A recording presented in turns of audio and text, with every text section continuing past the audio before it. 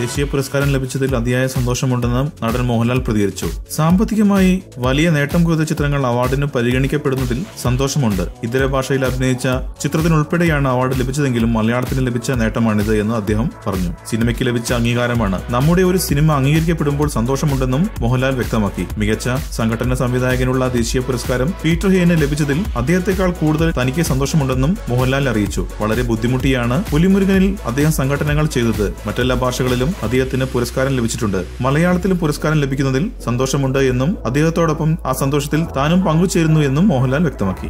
കൂടുതൽ സിനിമാ വാർത്തകൾക്കും വിശേഷങ്ങൾക്കും ഇപ്പോൾ തന്നെ സബ്സ്ക്രൈബ് ചെയ്യൂ മലയാളം ക്രിയേഷൻസ്.